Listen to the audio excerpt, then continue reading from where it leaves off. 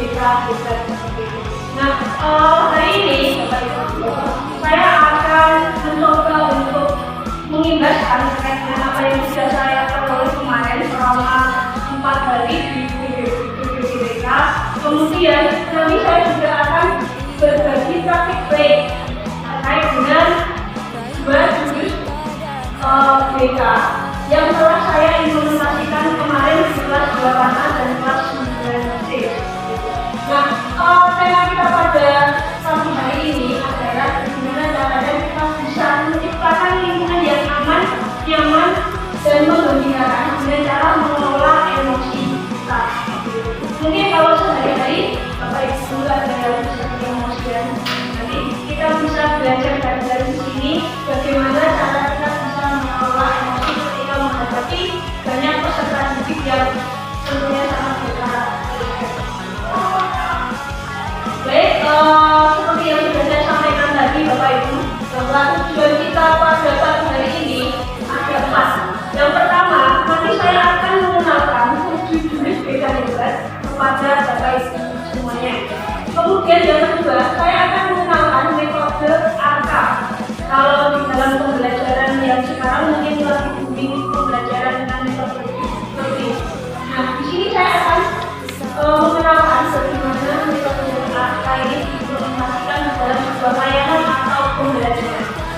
Dan selanjutnya, nanti saya juga akan berbagi praktik baik apa yang sudah saya implementasikan di kelas 9 dan kelas 8 itu akan coba saya bagi, saya sharingkan ke Bapak. Dan yang terakhir, nanti kita akan belajar 1 jurus dari jurus yaitu terkait dengan mengelola emosi. Oke, sebelum kita ke materinya Bapak Ibu, mohon untuk berdiri. Nanti kita akan agar suasananya semakin semangat. Oke, di sini mungkin ada yang sering lewat di TikTok atau yang Sakinah di Bapak Ibu ya.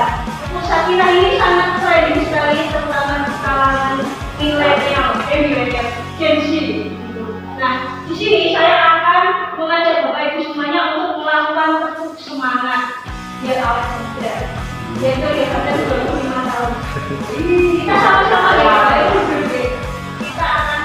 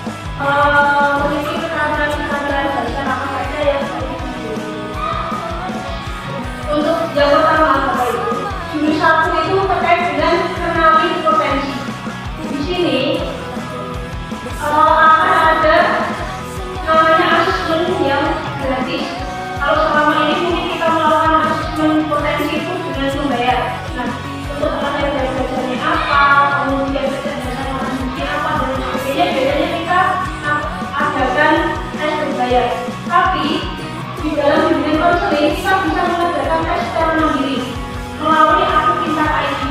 Yang pertama, bisa mengetahui gaya-gaya beasiswa. Yang kedua, tesnya ini nanti mengetahui multiple intelijensi. Multiple intelijensi ini nanti seperti kecerdasan maksudnya apa. Dan yang terakhir nanti adalah terkait dengan perencanaan karir.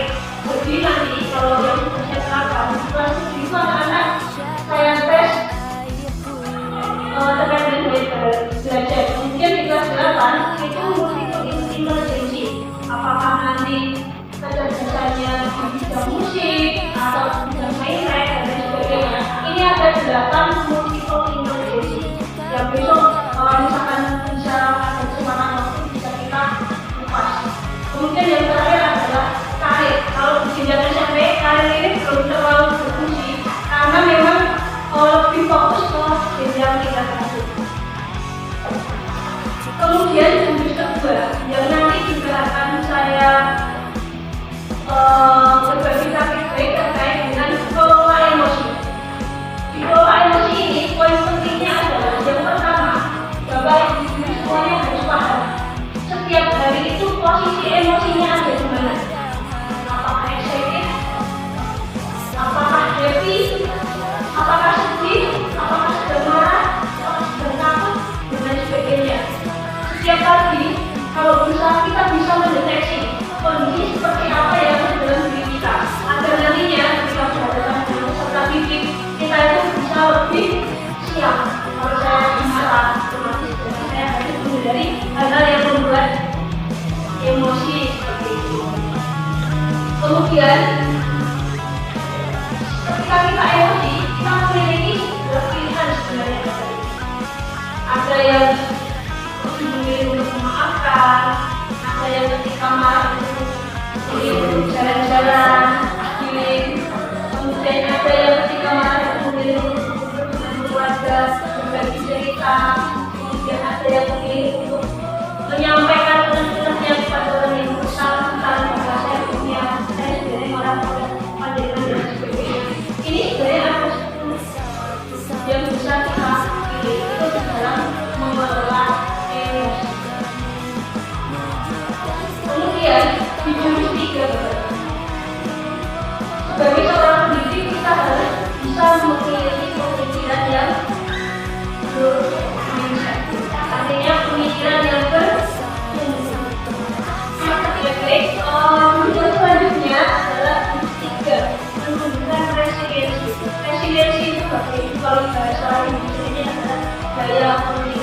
Bagaimana kita bisa membuat pemikiran siswa itu dari fixed mindset menjadi growth mindset, pemikiran yang bertumbuh. Dari aku tidak bisa menjadi ayo kita coba lagi. Dari saya menyerah menjadi saya akan mencoba lagi. Saya tidak bisa, saya belum bisa. Kemudian ketika ada masalah, ketika orang-orang yang memiliki pemikiran fixed mindset itu akan menganggap masalah itu kenapa ini harus terjadi pada saya, kenapa harus saya. Tapi kalau orang-orang yang memiliki growth mindset itu adalah orang-orang yang fokus kepada solusi. Kemudian yang selanjutnya masih terkait dengan resiliensi.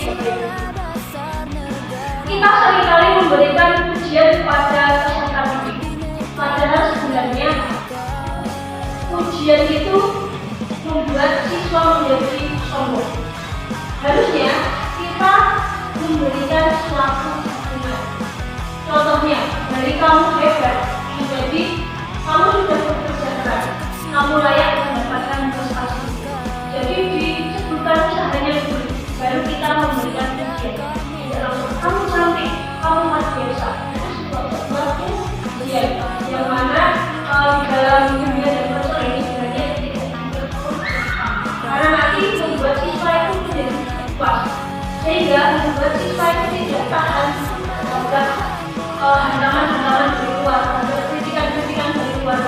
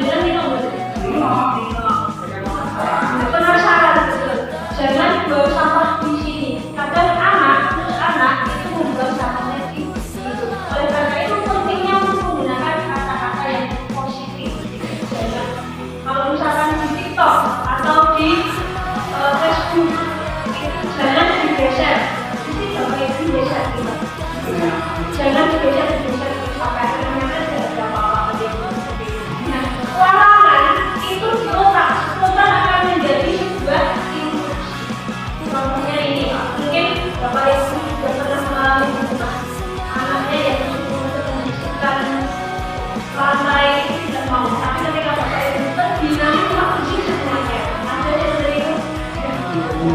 Ini contohnya.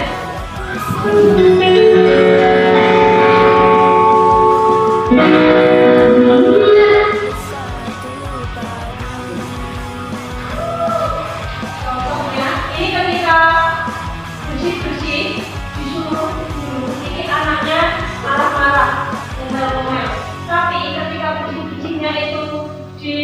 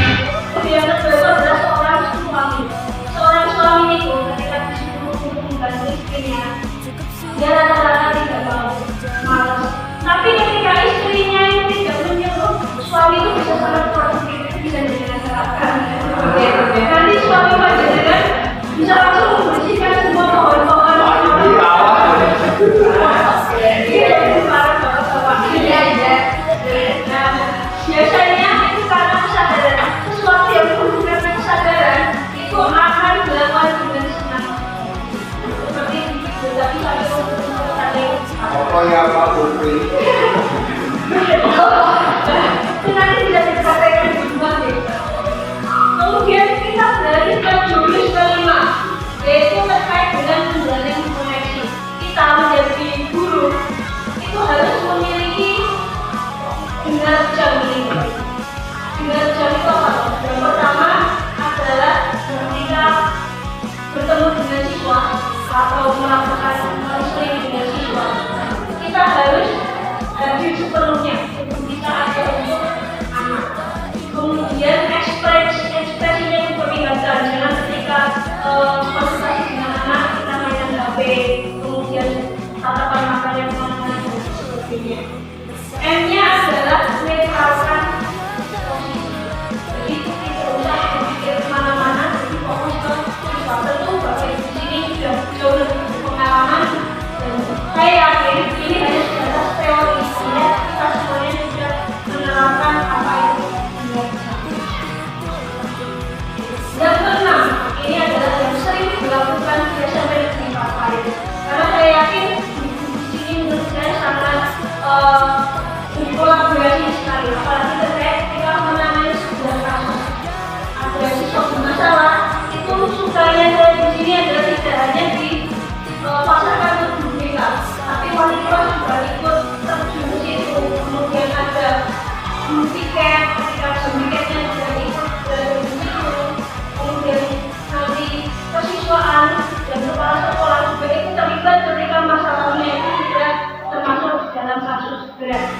Jurus 6 ini sudah kita terapkan sehari-hari. Dan yang terakhir adalah menata situasi untuk mencapai sekolah yang aman, nyaman, dan menguntungkan. Aman di sini adalah bebas dari kekeluargaan. Kemudian nyamannya di sini adalah membuat lingkungan yang nyaman, lingkungan kelas nyaman, lingkungan pertemanan juga nyaman, dan yang terakhir adalah menggembirakan. Itu termasuk dalam salah satu aspek learning dalam pembelajaran yang sudah Bapak Ibu terapkan, yaitu pembelajaran yang menggembirakan. Yang terakhir, saya akan mencoba untuk berbagi praktik baik terkait dengan metode ASA. Kemarin saya sudah menerapkannya di kelas 9C terkait dengan mengelola emosi. ASA itu tadi seperti apa sih? Yang pertama adalah aktivitas. Kita mulai dari aktivitas, yaitu nanti kemarin anak saya ajak untuk menata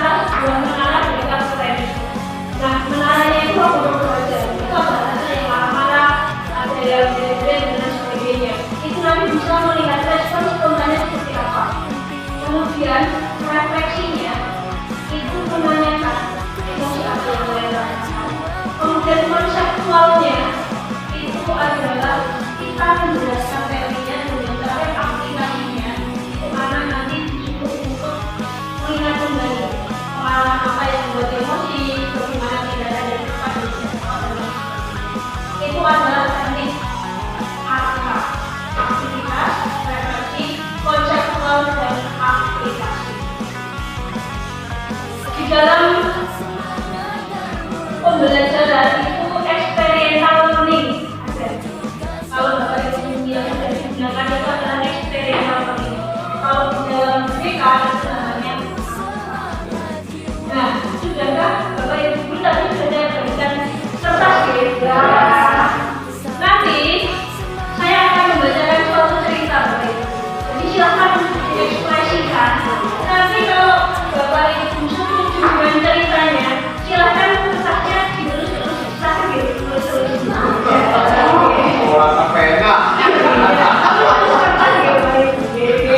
Kemudian nanti ketika Bapak Ibu sedikit emosi atau kecewa atau jengkel, nanti kitanya bisa di rumah banyak kalau kecewanya tidak bisa dibawa. Kemudian nanti kalau emosi yang membuat jengkel nanti bisa dibawa. Oke, kalau siapa? Saya akan membacakan suatu cerita pada kalian. Di pagi hari yang cerah, Bapak Ibu guru sudah bersemangat untuk berangkat bekerja di sekolah. Silakan dibacakan kertasnya. Media pembelajaran yang Bapak Ibu guru buat tadi malam sudah siap dicampurkan untuk kemudian Bapak Ibu guru berangkat ke sekolah. Baru sedikit 200 meter, ternyata kalau makanannya Bapak Ibu ketinggalan. Akhirnya kembali lagi ke rumah. Oke, sabar. Kemudian setelah bekalnya dibawa, Bapak Ibu melanjutkan perjalanan menuju ke sekolah. Sesampai di tengah jalan, ternyata ban motornya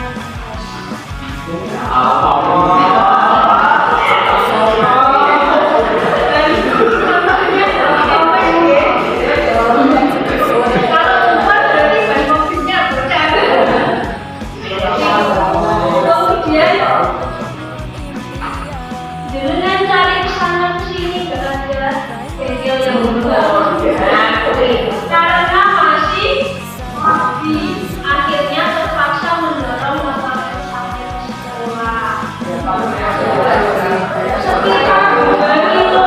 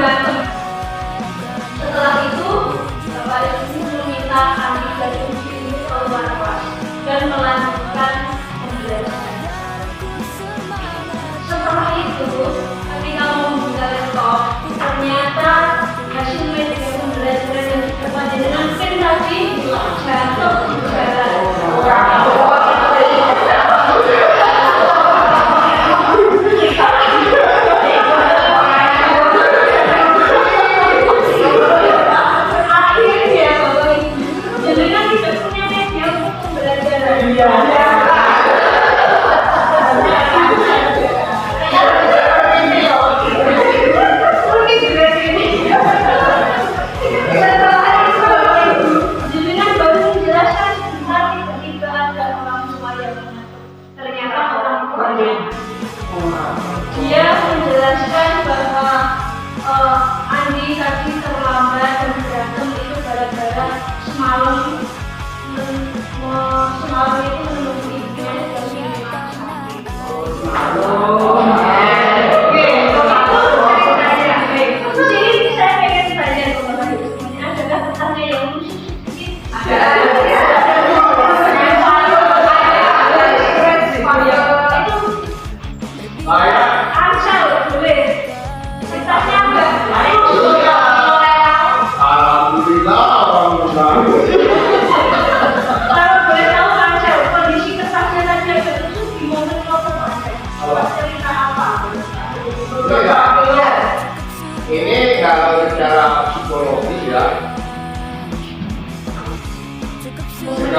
tidak dipersiapkan dengan baik, ternyata akhirnya tidak sesuai ini.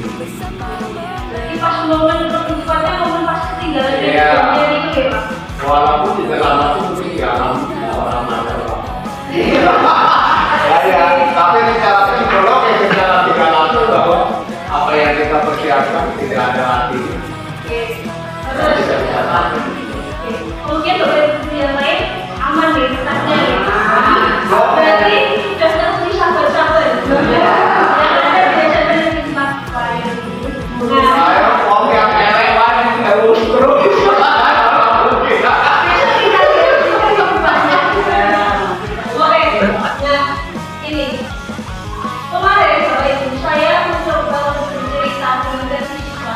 Kondisi yang lebih baik, ada yang pasang itu, ada yang pasang itu, bahkan ada yang koyak-koyak.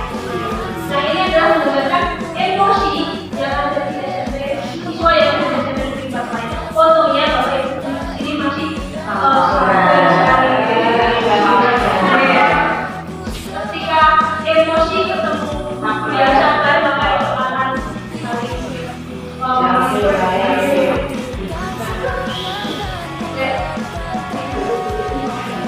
ini saya akan menjelaskan kenapa manusia itu sering emosian. Nah, orang-orang yang sering emosian itu karena rata-rata otaknya itu dipenuhi oleh sesuatu yang disebut atau aktif. Kalau di dalam IPA, ada bagian otak namanya neokortex. Itu berfungsi untuk berpikir secara logis. Kemudian limbik itu berfungsi untuk menanamkan empati dan reptil ini adalah bentuk emosi.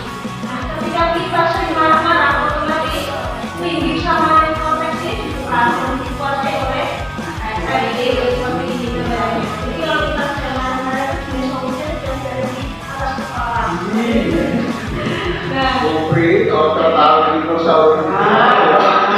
nah ini sebenarnya ketika emosi langsung kita respon itu hasilnya akan menjadi negatif. Tapi ketika kita emosi, kita kita tarik nafas atau kita mencoba untuk merefleksikan dengan hal lain, baru kita berpikir untuk bertindak, itu maka hasilnya akan positif. Seperti itu adalah proses dari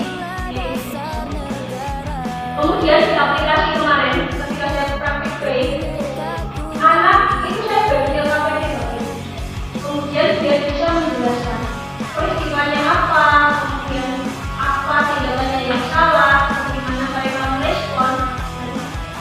Ini adalah